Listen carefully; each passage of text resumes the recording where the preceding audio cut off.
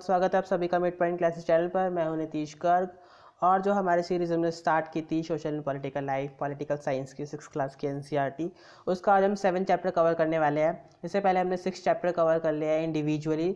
उनकी वीडियोस हमारे चैनल पर आ चुकी हैं। अगर आपने कोई भी वीडियो मिस की है या एक भी नहीं देखी है तो आप हमारे चैनल पर जाकर देख सकते हैं। और अगर आपने अभी तक हमारा चैनल सब्सक्राइब नहीं किया है तो प्लीज़ चैनल को सब्सक्राइब कर दीजिए, बिकॉज एनसीईआरटी की इंपॉर्टेंट वीडियोस और जो हम टॉपिक्स लाते रहते हैं आपके गवर्नमेंट एग्जाम्स के लिए या फिर कोई भी एग्जाम्स के लिए, वो बहुत ज़्यादा इंपॉर्टेंट है और इनकी नोटिफिकेशंस आपको टाइम पर मिलती रहेंगी। ठीक है गाइस, तो वीडियो स्टार्ट करेंगे। वीडियो स्टार्ट करने से पहले मैं आपको बताना चाहता हूँ कि अगर आपके कोई क्वेश्चंस हैं और वीडियो के बाद या फिर उससे पहले के कुछ क्वेश्चंस हैं तो आप मुझसे कमेंट सेक्शन में पूछ सकते हैं।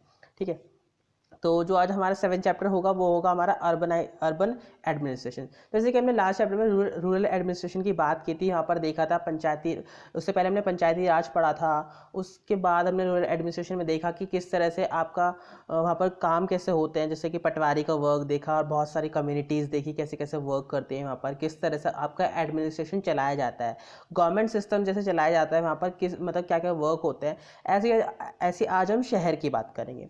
तो जैसे कि हमने पिछले चैप्टर में भी समझा था कि जो लेवल ऑफ गवर्नेंस होती है वो 4 तरीके की होती है। नेशनल, आपके सेंट्रल लेवल जो होता है, स्टेट जिस भी स्टेट में आप रहते हैं, डिस्ट्रिक्ट मतलब आपका कोई भी एक जिला, और सिटी और विलेज मतलब आप उस जिले के किस शहर और किस गांव में रहते हैं। एक जिले में शहर और गांव बहुत सारे हो सकते हैं।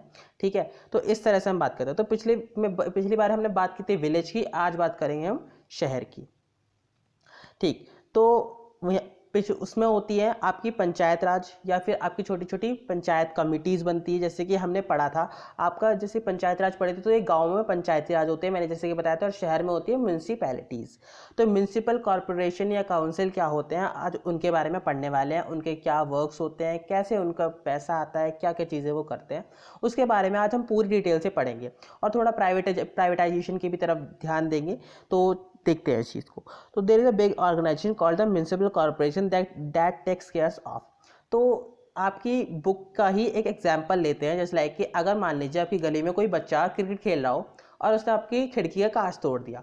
अब आप उसको, अब कांच को ठीक कौन कराएगा? ऑफकोर्सली आप घर के ओनर हैं तो आप ही ठीक कराएंगे। ठीक है, अब लेट्स टेक अनदर एग्जांपल। अगर स्ट्रीट लाइट तोड़ी उन बच्चों ने तो क्या करेंगे? आप ठीक कराएंगे उसको या आपकी कम्युनिटी को ठीक करेंगे? नहीं, उसको ठीक कराएगी म्यूनसिपल कॉर्पोरेशन। पूरी एक कम्युनिटी जो आपकी शहर की होती है, जो आपके street light, garbage, water supply या फिर आपकी मार्केट क्लीनिंग या फिर बहुत सारी चीज़ों का ध्यान रखती है। आपने देखा होगा छोटे छोटे वार्ड्स में आपकी म्यूनसिपल कॉर्पोरेशन बसी हुई होती है, तो वही आपका पूरी एक तरह से एक वार्ड का ध्यान रखती है। ठीक है, तो म्यूनसिपल कॉर्पोरेशन का काम क्या होता है? स्ट्रीट लाइट को देखना, गार्बेज कलेक्शन को देखना। अब गार्बेज कलेक्शन का काम ये थोड़ी ना है कि हमने कचरा लिया और डस्टबिन में फेंक दिया, नहीं। अब वहाँ से डस्टबिन में से एक गाड़ी आएगी, उसको उठाएगी, फिर बहुत बड़े उस पर लेके जाएगी। तो मतलब छोटे काम नहीं होते। जैसे कि गांव का राज, पंचायत राज में छोटे काम नहीं होते, ऐसे ही शहर के काम भी छोटे नहीं होते। ऑफकोर्सली शहर तो बहुत ही ज़्यादा बिजी होते हैं, तो वहाँ पर तो काम और भी ज़्यादा बढ़ जाता है हर किसी का। वाटर सप्लाई देख लीजिए। अब ऐसा तो नहीं हो सकता कि किसी जगह हम 20% वाटर सप्लाई दे रहे हैं और किसी जगह हम पूरे 80% दे रहे हैं, 100% दे रहे हैं, तो ऐसा नहीं हो सकता। हमको पूरा इक्वली ध्यान रखना पड़ता है कि कहाँ पर वाटर सप्लाई है, कहाँ पर कचरा फैला हुआ है, क्योंकि कचरे से तो आपकी बहुत सारी बीमारियाँ भी बढ़ती हैं। ओके, स्ट्रीट लाइट कहाँ पर चल रही है, नहीं चल रही है, स्ट्रीट आपकी जो सड़कें हैं आपकी वो क्लीन है या नहीं है, मार्केट आपकी जो है क्लीन है या नहीं है। तो मतलब जो आपका म्यूनसिपल कॉर्पोरेशन या आपकी काउंसिल होती है वो ये ध्यान रखती है। अब मैंने कॉर्पोरेशन स्लैश काउंसिल किया है, इसका क्या मतलब होता है? आप ये मत समझिए कि म्यूनसिपल काउंसिल या म्यूनसिपल कॉर्पोरेशन एक ही होती है, ये अलग अलग होती है, अलग अलग टर्म्स में होती है, उनको अभी समझेंगे। तो म्यूनसिपल कॉर्पोरेशन इसके लिए भी ये होती है कि सिटी में कोई बीमारी ना फैल जाए किसी वजह से, जिस लाइक कि डेंगू। अब खुद सोचिए, अब किससे फैलता है? गंदगी से फैलता है। मच्छर जो होते हैं वो पानी में वो होते हैं, तो डेवलप होते हैं, तो वहाँ से डेंगू फैल जाता है।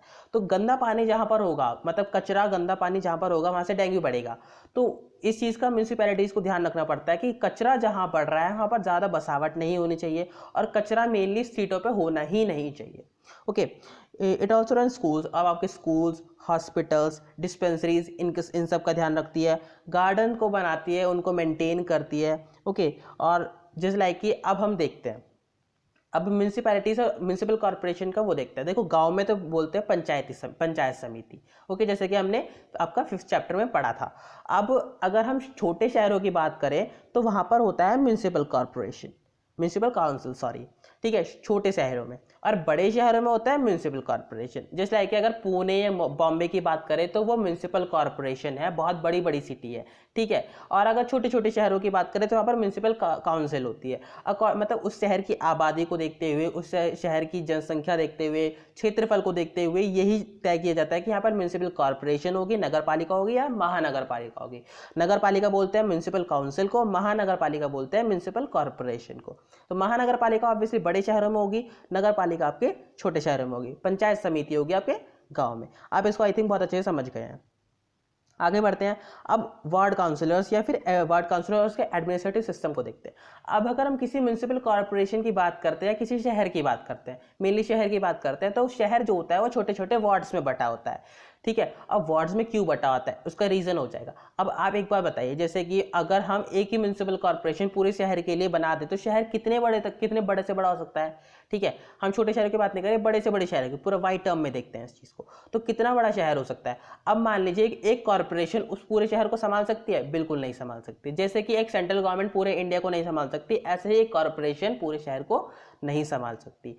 तो पूरे शहर को संभालने के लिए क्या करते हैं, हम उस शहर को छोटे छोटे वार्ड्स में डिवाइड कर देते हैं। वार्ड नंबर 1, वार्ड नंबर 2, 15, 16, 18, 20, 50, इस तरह से कुछ वार्ड्स को डिवाइड कर दिया जाता है। अब हर वार्ड की एक अलग से कमेटी बिठाई जाती है, ठीक है। तो the city is divided into different wards and ward councillors get elected. तो आपके वार्ड काउंसलर्स का इलेक्शंस होता है, जो कि म्यूनसिपैलिटी इलेक्शंस बोलते हैं, जिनको आपने सुना भी होगा। अगर नहीं सुना है तो आप अपने पेरेंट्स से पूछ सकते हैं। अगर आप जो छोटे बच्चे हैं और जो प्रिपरेशन कर रहे हैं उनको तो ऑफकोर्सली पता ही होगा कि जो वार्ड काउंसलर्स के इलेक्शंस होते हैं, जो आपको म्यूनसिपैलिटी इलेक्शंस बोलते हैं, जो आप इनको, ओके। तो the complicated decisions that affect the entire city are taken by groups of councillors who form committees to decide and debates issue। अब जिसकी गवर्नमेंट बनती है आपके एक वार्ड में, वो अपनी कमेटी बिठाएगा, वो इस पर डिसीजन लेगा कि किस तरह से इस शहर को या फिर इस वार्ड को क्लीन रखा जाए। इसके सारे जो आपके काम होते हैं, गवर्नमेंट इश्यूज काम होते हैं, जैसे लाइक स्ट्रीट को साफ करना, स्ट्रीट लाइट लगाना, हॉस्पिटल्स बनाना, स्कूल्स बनाना, तो इस सबको कैसे अच्छे से रखा जाए, मेंटेन कर रखा जाए, वो सब यही डिसीजन लेते हैं, ठीक है। अब कोई भी प्रॉब्लम आती है किसी वार्ड में, जो कि एक कॉन्टैक्ट है, तो काउंसलर से कॉन्टैक्ट कर सकता है, ठीक है। जैसे लाइक मान लीजिए अगर हम वार्ड में रह रहे हैं, ठीक है, हमारा कोई भी वार्ड मान लीजिए छोटा सा। अब अगर हमारे यहाँ पर प्रॉब्लम है कि यहाँ पर कचरा फैला हुआ है, इससे बीमारियाँ बढ़ रही है, तो हमें पूरा राइट है कि हम वार्ड काउंसलर के पास जाएं, जिसे हमने इलेक्ट किया है, और उससे जाके कंप्लेन करें कि हमारे यहाँ पर कचरा फैला हुआ है, जिससे बहुत सारी बीमारियाँ बढ़ सकती है, आप प्लीज़ इस कचरे को हटा दीजिए, ठीक है। तो हमारे पास ये भी राइट्स होते हैं। While the councillors committees and the councillor decide on issues, the commissioner and the administrative staff are appointed, councillors are elected।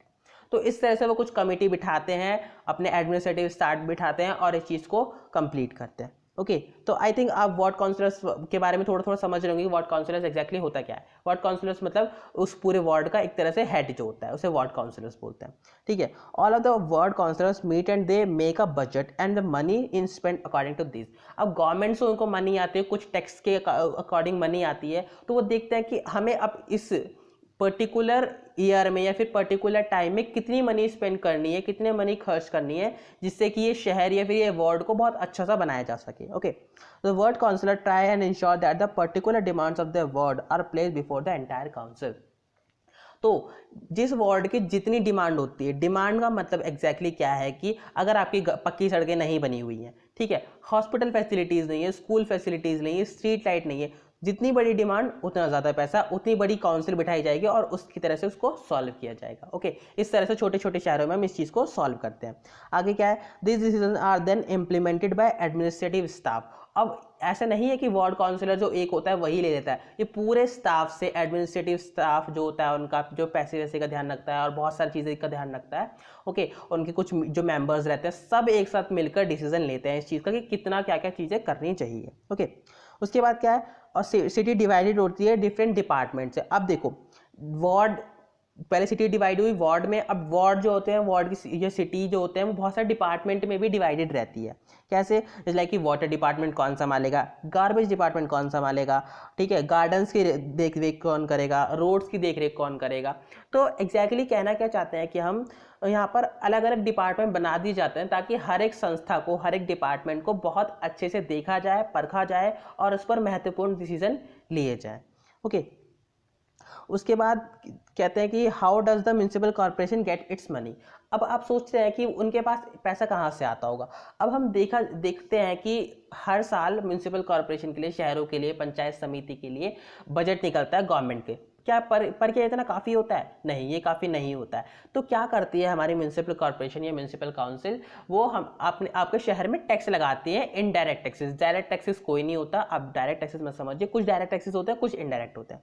तो कलेक्शन ऑफ टैक्सेस कुछ होते हैं, ठीक है, जैसे कि प्रॉपर्टी टैक्स, आपका प्रॉपर्टी खरीदे तो उस पर टैक्स दीजिए। आपने तहसील देखी होगी, तहसीलदार देखी होंगे, आपने हमने लास्ट चैप्टर में पढ़ा था तहसील और तहसीलदार के बारे में। तो तहसील में अगर आप कोई प्रॉपर्टी के अपने पेपर्स लेकर जाते हैं, उनको अपने नाम करवाते हैं, तो वहाँ पर आप कुछ ना कुछ टैक्स देते हैं उनको।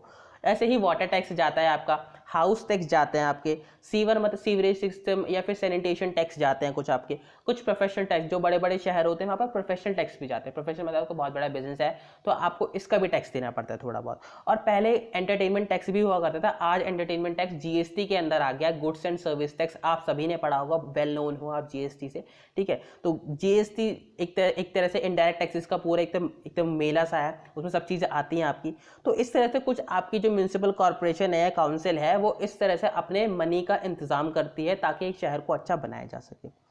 अब क्या चेंज हुआ था, आपकी बुक में दे रखा है कि जो आपकी स्टोरी दे रखी है तो उसमें कुछ चेंजेस हो गए हैं। तो अब यहाँ पर बात हुई है प्राइवेटाइजेशन की।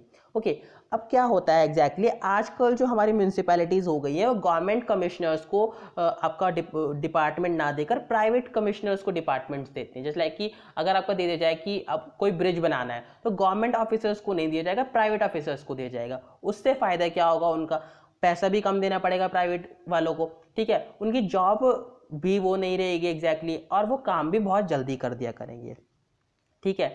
और जैसे कि गार्बेज वाले उसमें भी हो गया है, और कोई ब्रिज बनाना हो, रोड बनानी हो, स्ट्रीट लाइट लगानी हो, तो मेनली जो है आज हमारे जो सिटीज़ हैं वो प्राइवेटाइजेशन की तरफ ज़्यादा बढ़ रही है। तो आपका जो कंसेप्ट है प्राइवेटाइजेशन, यहाँ पर आप इस चीज़ को क्लियर कर सकते हैं। प्राइवेटाइजेशन मतलब एग्जैक्टली क्या है कि गवर्नमेंट अपने गवर्नमेंट ऑफिसर्स को काम ना देकर प्राइवेट एजेंसीज के पास भागती है, उससे जल्दी काम करवाने के लिए, पैसा बचाने के लिए। देखो, 2-3 फायदे होते हैं, क्या, काम भी जल्दी मिलेगा, पैसा भी कम लगेगा, और नौकरियों का भी ये नहीं रहेगा कि हाँ किसकी नौकरी जा रही है, किसकी नौकरी, क्योंकि उनका काम बस क्या है, कॉन्ट्रैक्ट लेना, काम करना, कॉन्ट्रैक्ट खत्म, काम भी खत्म। ओके, तो इस तरह से प्राइवेट आपका काम करती है। तो इसको बोलते हैं सब कॉन्ट्रैक्टिंग, इस प्रोसेस को सब कॉन्ट्रैक्टिंग बोलते हैं। ये क्या होता है, this means that the work that has earlier being done by the government, जो पहले गवर्नमेंट के द्वारा किया जाता था अब वो प्राइवेट के द्वारा किया जाएगा, ठीक है, और इसके लिए वर्कर्स को कम मनी भी देनी पड़ेगी। तो इस तरह से आपने समझा कि प्राइवेटाइजेशन किस तरह से वर्क करता है।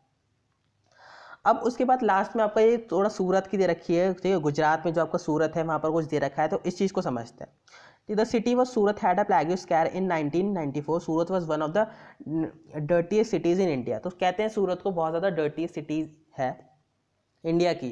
वो क्यों है? देखो, मार्केट, सूरत की मार्केट आपने सुना ही होगा, सूरत एक बहुत ज़्यादा बिजी शहर होता है, हमेशा से ही बिजी शहर है बहुत ज़्यादा वो, क्योंकि वहाँ पर मार्केट, इंडस्ट्रियलाइजेशन और बहुत सारी चीज़ें ऐसी हैं जो कि वहाँ पर 24 आवर्स चलती हैं, ठीक है। वहाँ पर आपका टूरिज्म बहुत ज़्यादा अच्छा वाला है, तो इस तरह से वो बहुत ज़्यादा डर्टीएस्ट सिटी बन गई है इस टाइम। तो house, hotels and restaurants would dump their garbage into the nearest drains and street, which made it very difficult for sweepers to collect and transfer the garbage into select dump. अब क्या हो गया है कि वहाँ पर लोगों ने इतना बिजी हो गए हैं कि वो कचरे घर में भी जा नहीं पाता कूड़ा, और नालियों में डाल दिया जाता है, ठीक है। अब नालियों में डालने का मतलब क्या है कि नालियों को जाम हो जाना, और जाम हो जाना मतलब कचरे की और बहुत सारी बीमारियों का पैदा होना। तो इस तरह से हमें पता लगता है कि वहाँ पर कितना ज़्यादा हुआ है। तो in addition the municipal council did not collect the garbage as often as it should have, and this the lead the situation getting worse. और उसके बाद क्या होता है कि जब वो नालियों में से कचरा निकल नहीं पाता है तो म्यूनिसिपल कॉर्पोरेशन कचरा कलेक्ट नहीं कर पाती है, और नहीं कर पाती है तो जो सिचुएशन होती है वो और ज़्यादा वर्स होती चली जाती है, मतलब बेकार होती चली जाती है, ठीक है। तो इससे क्या होता है कि people who have the disease have to isolated in Surat, several people lost their lives and over 3 lakh deserted the town. ठीक है। तो 1994 की जो बात है ये आपके बता रहे हैं कि तो उस टाइम जो एग्जैक्टली क्या हुआ था कि अराउंड 3 लाख पीपल्स ने शहर छोड़ दिया गया था, बहुत सारे आइसोलेटेड भी किया गया था, किसकी वजह से? गंदगी की वजह से। तो अब जो है to this date Surat continues remain the second cleanest city in India after Chandigarh. आज के टाइम में देखा जाए तो सूरत क्या है, अब जो इतने सारे चेंजेस हुए हैं वहाँ पर, तो देखा जाए कि आज सूरत सेकंड क्लीनेस्ट सिटी है आफ्टर चंडीगढ़। तो आपने देखा मतलब किस तरह से इन्होंने कुछ चीज़ें चेंज की। अब आप ये चीज़ समझ कर देख सकते हैं कि हाँ, अगर हम गंदगी रखते हैं या फिर म्यूनसिपल कॉरपोरेशन हमारा सही से काम नहीं होगा, पब्लिक सपोर्ट उनको नहीं मिलेगा, तो किस तरह से आपका वहाँ पर काम गलत हो जाएगा और बहुत सारे पीपल्स को बीमारियाँ भी फैल सकती हैं। ठीक है। तो इस चैप्टर में हमने समझा अर्बनाइजेशन के बारे में, अर्बन एडमिनिस्ट्रेशन के बारे में, ठीक है, और कुछ उनकी कमिटीज़ के बारे में। अगर आपको ये वीडियो पसंद आई तो आप लाइक शेयर एंड कमेंट कर सकते हैं and also subscribe the channel. और आप हमें इंस्टाग्राम पर भी फॉलो कर सकते हैं। हम आगे भी एनसीईआरटी के नए नए लेक्चर्स लाते रहेंगे, आप हमें फॉलो करते रहिए। Keep learning, keep supporting and thank you so much.